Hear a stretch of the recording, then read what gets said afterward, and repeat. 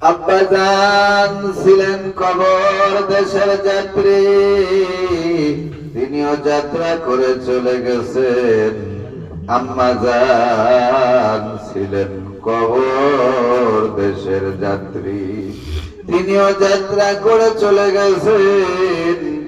এবার আমার মৃত্যুর পালা, কি নিয়ে যাব আল্লাহ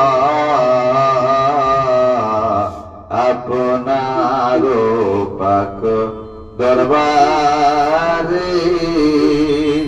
এমন কোন পুঁজি আমাদের নাই।